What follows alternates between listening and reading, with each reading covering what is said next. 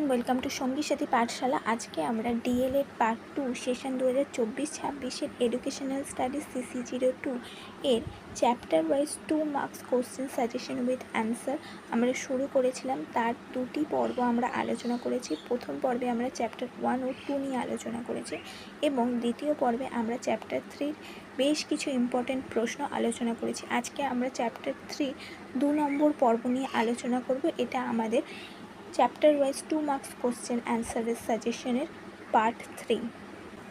আগের দিন আমরা চ্যাপ্টার 3 পর্ব 1 নিয়ে আলোচনা করেছিলাম, শিক্ষণ, শিক্ষার্থী, শিক্ষণ। এই চ্যাপ্টার অত্যন্ত গুরুত্বপূর্ণ এবং এখান থেকে প্রচুর ছোট প্রশ্ন আসে। তো আজকে আমরা 2 নম্বর পর্ব নিয়ে আলোচনা করব।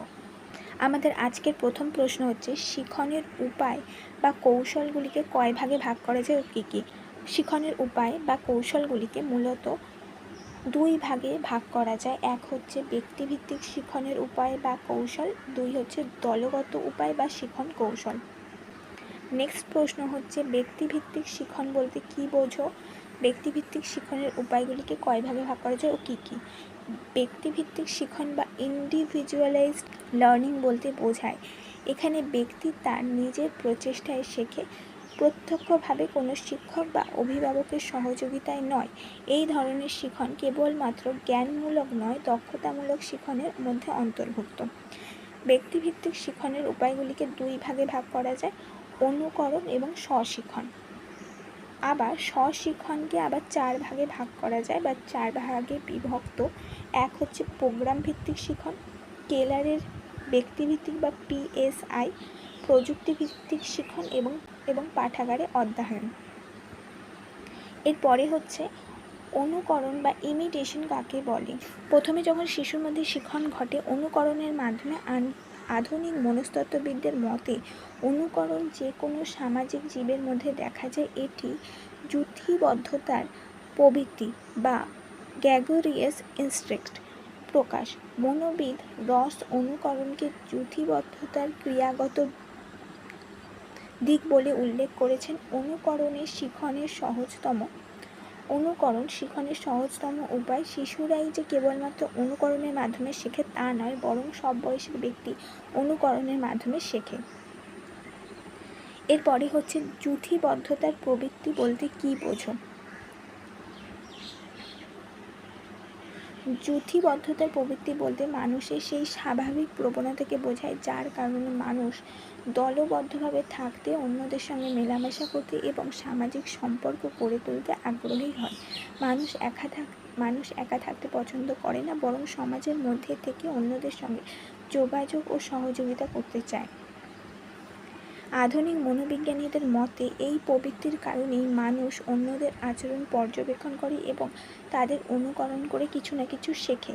শিশু প্রথমে বাবা মা, শিক্ষক ও আশেপাশের মানুষজনের কাজ, কথা বলার ধরন ও আচরণ অনুকরণ করে বিভিন্ন বিষয় শিখে থাকে। এটাই যুথিবদ্ধতার প্রবৃত্তি। এরপরে হচ্ছে স্বশিক্ষণ বা সেলফ লার্নিং কাকে বলে? অন্যতম মোস্ট ইম্পর্টেন্ট প্রশ্ন। স্বশিক্ষণ বা সেলফ লার্নিং বলতে বোঝায় এমন একটি শিক্ষণ প্রক্রিয়া যেখানে শিক্ষার্থী নিজের আগ্রহ, উদ্যোগ ও প্রচেষ্টার মাধ্যমে শিক্ষক বা অন্যের সরাসরি সাহায্য ছাড়াই জ্ঞান ও দক্ষতা অর্জন করে। অর্থাৎ যখন একজন ব্যক্তি নিজেই পড়ে, খোঁজ করে, অনুশীলন করে এবং নিজের অভিজ্ঞতা থেকে শেখে, তখন শিক্ষার্থী নিজের উদ্যোগ, আগ্রহ ও প্রচেষ্টার মাধ্যমে অন্যের প্রত্যক্ষ সাহায্য ছাড়াই জ্ঞান ও দক্ষতা অর্জন করে, তখন তাকে স্বশিক্ষণ বলা হয়। উদাহরণ, একজন শিক্ষার্থী নিজে নিজে বই পড়ে নতুন বিষয় শিখছে, এটা এক ধরনের স্বশিক্ষণ। ইন্টারনেট বা ভিডিও দেখে নতুন কোনো দক্ষতা শিখছে, নিজে অনুশীলন করে কোনো সমস্যার সমাধান করছে, এগুলো স্বশিক্ষণের অন্তর্ভুক্ত। এর পরের প্রশ্ন হচ্ছে, প্রোগ্রাম ভিত্তিক শিক্ষণ বা প্রোগ্রামড লার্নিং কাকে বলে? বিংশ শতাব্দীর প্রারম্ভে আমেরিকান মনস্তত্ত্ববিদগণ প্রোগ্রাম শিক্ষণ সম্পর্কে আন্দোলনের সূচনা করেন। প্রোগ্রাম শিক্ষণের উপর প্রথম প্রত্যক্ষ সম্পর্ক দেখা যায় E.L. থর্নডাইকের গবেষণায়। তার মতে, যদি কোনো অত্যাশ্চর্য কৌশলের দ্বারা এমনভাবে পুস্তক রচনা করা হয় যেখানে প্রথম পৃষ্ঠায় যা নির্দেশ আছে তা থেকে দ্বিতীয় পৃষ্ঠার বিষয় বোঝা যায়, তাহলে সেই পুস্তকের দ্বারা ব্যক্তিগত শেখা সম্পন্ন হতে পারে। এই কৌশল পরবর্তীকালে পরিকল্পিত বা প্রোগ্রাম শিখনের মধ্যে দিয়ে বাস্তবায়িত হয়।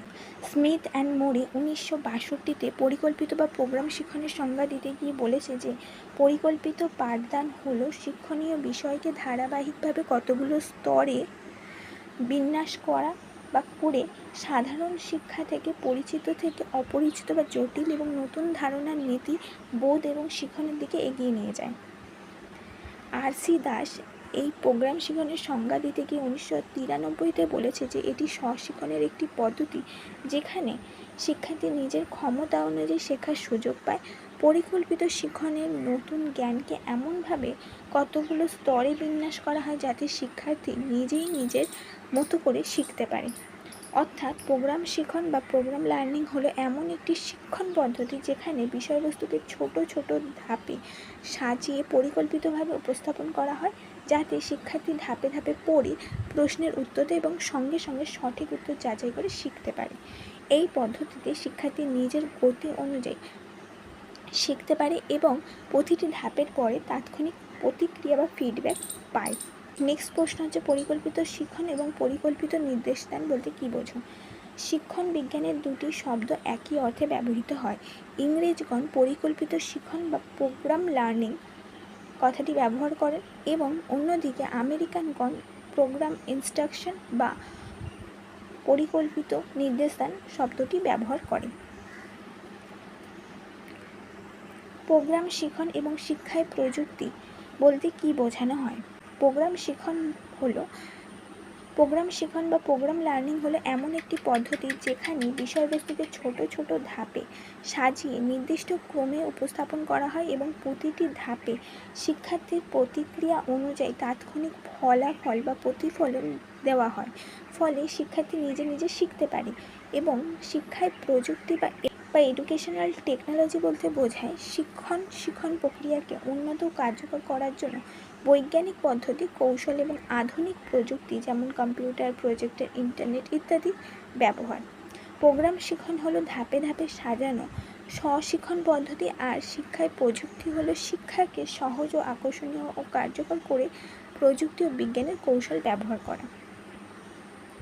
পরের প্রশ্ন হচ্ছে প্রোগ্রাম শিখনের কয়েকটি বৈশিষ্ট্য লেখো। প্রোগ্রাম শিখনের প্রধান কয়েকটি বৈশিষ্ট্য হলো: 1. ছোট ছোট ধাপে বিভাজন করা, বিষয়বস্তুকে ছোট ছোট অংশে বা স্টেপে বা ফ্রেমে ভাগ করা হয় এখানে। 2. ক্রমিক বিন্যাস, বিষয়বস্তু সহজ থেকে জটিলের দিকে ধারাবাহিকভাবে সাজানো থাকে। 3. সক্রিয় অংশগ্রহণ, শিক্ষার্থী প্রতিটি ধাপে নিজের প্রতিক্রিয়া দেয় এবং এগিয়ে যায়। 4 হচ্ছে তাৎক্ষণিক প্রতিফলন, ফিডব্যাক, প্রতিটি উত্তরের পর সঙ্গে সঙ্গে সে ঠিক উত্তর হলো না ভুল উত্তর হলো তাকে জানানো হয়। নেক্সট 5 নম্বর হচ্ছে স্ব-শিখন বা সেলফ লার্নিং, শিক্ষার্থী তার নিজের গতিতে শিখতে পারে এবং নিজের সময় মতো শিখতে পারে। এবং ত্রুটি নির্ণয়, ভুল কমানোর জন্য বিষয়বস্তু এমনভাবে সাজানো থাকে যাতে সে একটি স্তর অতিক্রম করে পরের স্তরে সেই বিষয়বস্তু যা শিখলো সেটা কাজে লাগিয়ে এগিয়ে যেতে পারে।